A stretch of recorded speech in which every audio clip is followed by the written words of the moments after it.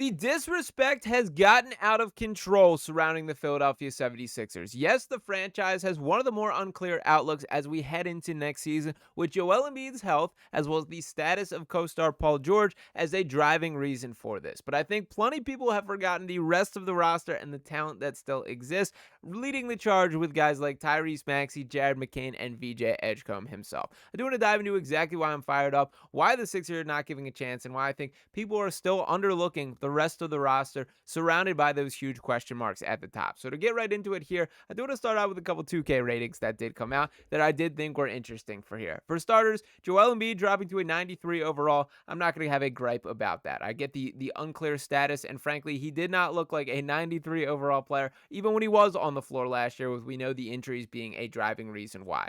Tyrese Maxey at 87. I think it's a little low, but I won't be up in arms about this one. The guy that raised my attention the most was Paul George dropping to an 81 overall. Now, I get it. It was a bad season by Paul George last year by every single standard that you do want to throw it. But this has been a guy who's been one of the better players in the NBA in the entire time that he has been in it here. And to directly contrast this, I did want to pull up our good friends of the New York Knicks and look at their 81 overall in Josh Hart. Are you seriously telling me right now that Paul George is the same quality basketball player as Josh Hart? Because I frankly think that's insane right now. Even this version of Paul George in his full entirety here would sleepwalk past Josh Hart in just about any single basketball skills competition. The only angle that you're going to get me with is like the grunt hustle rebounds, and I get it. That's Josh Hart things that he does those. He still can defend at a high level. Josh Hart is not a bad basketball player by any means, but he's not Paul George, and that is my overall point here. Now, a couple other that I do think are worth highlighting here, that we did see Quentin Grimes still listed on the Sixers roster, which I think is noteworthy and acceptable there. At one point or another,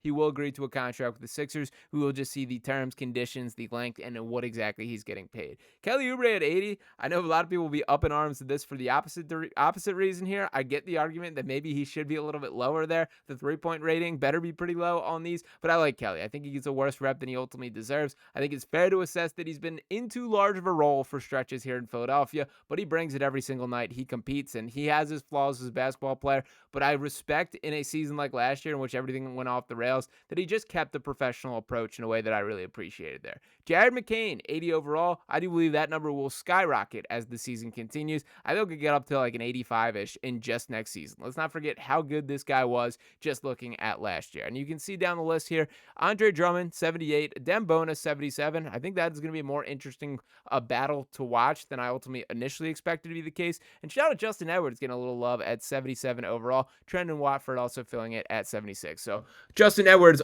certainly did his part in increasing his 2K market with the extended opportunity last year. But it is not exclusive to just the video game world, as we have real deal NBA reporters still discounting the Sixers team. And when I say this, I'm not here making the case that I am certain the Sixers will win a championship next year or get past the second round. But what I do know is they're better than the 23rd team in the NBA as Bleacher Report currently listed them. That in their Bleacher Report power rankings that came out, the top five, the Thunder, the Nuggets, the Rockets, the Clippers, and Cavaliers. The Sixers come in at 23rd, and it explains the reasoning saying, recent reporting suggests Joel Embiid's knee may not be ready for the start of training camp. For someone with his injury history, that's alarming. And if he and 35-year-old Paul George are in and out of the lineup in much the same way as they were in 24-25, there's a good chance the Philadelphia 76ers could be in for another losing season. With Tyrese Maxey, Jared McCain, and VJ Edgecombe all on the team, there's plenty of reason for optimism, but the two highest paid players may push that optimism down the road a little bit. And the article that writes this up notes, the excerpt hits the same notes as what we read on ESPN, but 23rd for the Sixers feels a little too low. Portland is one spot above them. Really? The Kings are an absolute mess right now. Chicago is maybe a safer bet to make the play-in tournament, but there's absolutely no upside in the Windy City, and could not agree with any more than I currently do with that little excerpt there. And as I mentioned with the ESPN ranking, it's got the Sixers at 18th in the NBA here, and their write-up states, the 76ers have done some nice things on the margins, including landing Jabari Walker on a two-way deal and snagging VJ Edgecombe and Janai Baroum in last month's NBA draft. As usual, though, the biggest news of the offseason was injury-related.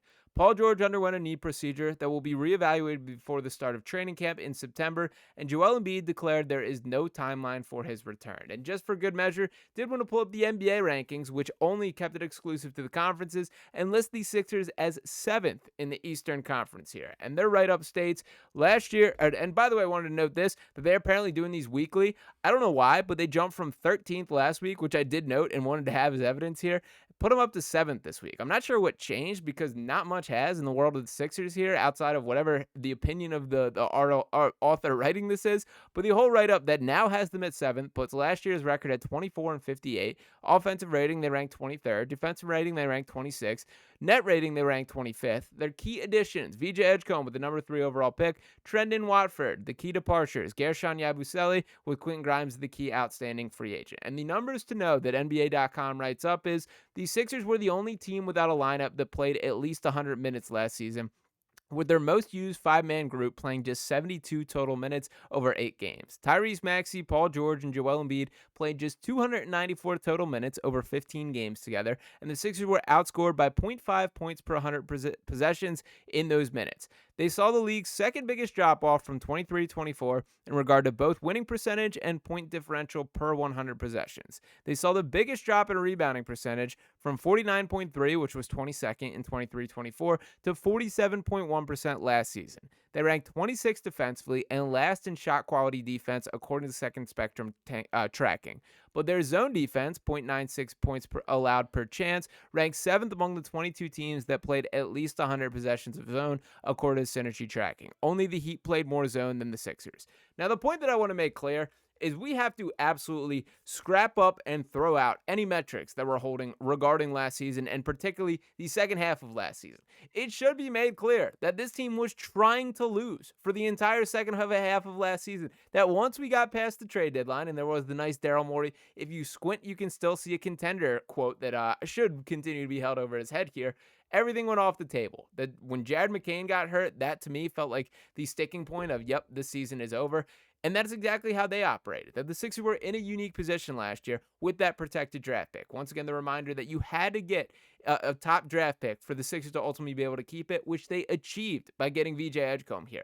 That should be looked at as the long-term victory here. That was a success by being bad enough and getting the luck in the lottery to get VJ Edgecombe. They had a 64% chance of doing that going into the lottery there. It worked out, and they got the 3rd overall pick here. That was the goal for the second half of the season. That when Joel Embiid was shut down for the season, when Paul George was eventually shut down for the season here, all plans were maximize our chances of keeping this draft pick, even if that means putting us in a worse position in the short term. That meaning the lineups they were choosing, the guys they were trying out, that the goals for the second half of last year was simply tryouts to round out this roster. Let's see what Justin Edwards can do. Let's see what Quentin Grimes can do when he's asked to be the primary scorer. And there will be some long-term takeaways from that. That Quentin Grimes likely changed his NBA market, possibly forever. Now, granted, we're at a sticking point in those negotiations, so we'll see how things settle. But I think it's incredibly unfair to hold against the Sixers team what went down in the second half of last season. Everyone knew the situation, and the Sixers were well aware of this. It is a clean slate. We hope for a better bill of health. But Jared McCain is coming back. Tyrese Maxey will be back, has been in the lab. VJ Edgecombe is going to be an impact addition to the Sixers team. I'm not here to talk yourselves into a championship parade and start making those plans, but what I am here to do is say this Sixers team has a chance. Look around the Eastern Conference. Who scares you?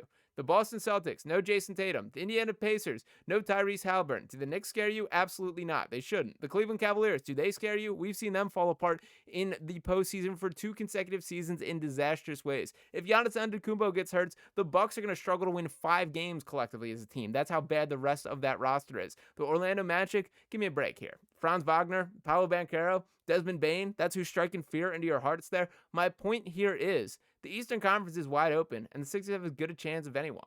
This is a team that is still very theoretical. We have to see it on the floor. But there is talent here. There is guys that are going to compete. And I think we should welcome the chance that next season should not have expectations, but this is going to be a young group that is hungry, competes hard in a way that we have not seen for a Sixers team in several years to this point.